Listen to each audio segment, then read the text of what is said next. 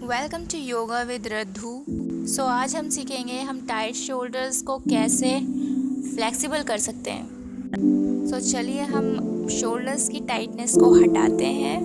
Let's get started.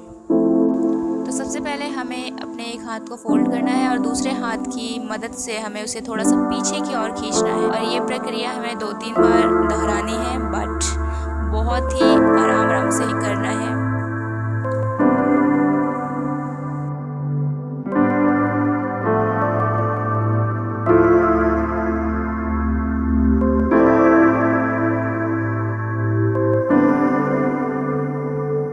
हमें धीरे से अपने हाथों को ओपन करना है।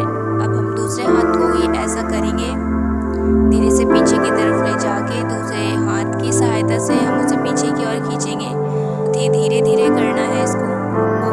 शोल्डर्स की एक्सरसाइज करने के बाद आपको बहुत ही अच्छा फील होगा। आपको दिन भर की थकान के बाद ये सारी एक्सरसाइज कर सकते हैं।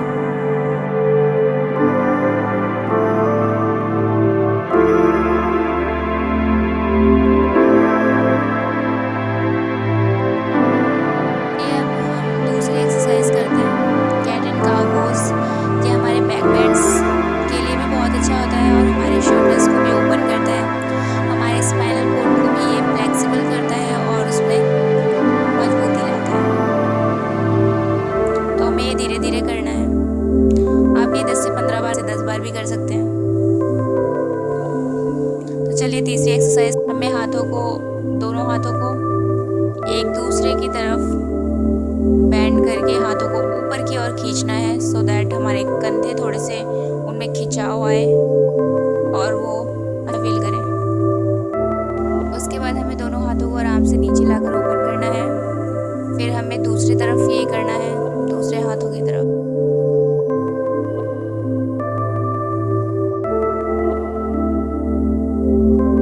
तो चलिए हम चौथी एक्सरसाइज करते हैं। अपने सर को शोल्डर्स की तरफ थोड़ा सा झुकाकर अपने हाथों से सहारा लेके हमें थोड़ा सा गर्दन को झुकाना है। ऐसा हमें दूसरी तरफ भी करना है। आप ये 5 से 10 बार भी कर सकते हैं। तो चलिए पांचवी एक्सरसाइज करते हैं। अब शोल्डर्स को हमें दोनों हाथों को पीछे की ओर बैंड करके थाइस का सहारा लेना है एल्बो की ओर और ऐसे देर तक करना है।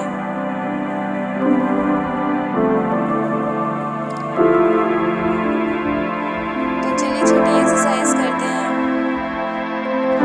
नी टू चेस्ट चिन स्टैंड। इस पोज को कहते हैं और अगर आपके बैक में थोड़ी भी इंजरी है तो आप इसको ना करें।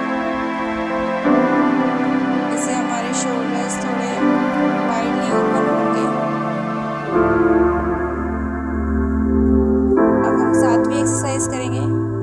एक हाथ को हमें पीछे रख के और आगे की तरफ हमें लेट जाना है। ऐसा हमें दोनों हाथों के साथ करना है और याद रहे हमारे हाथ सीधे होने चाहिए।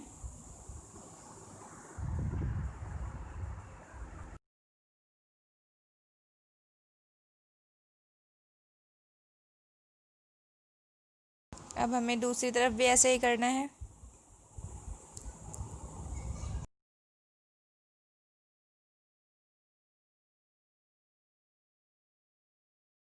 अगर आपको ये वीडियो पसंद आई तो लाइक शेयर ज़रूर करें। नमस्ते।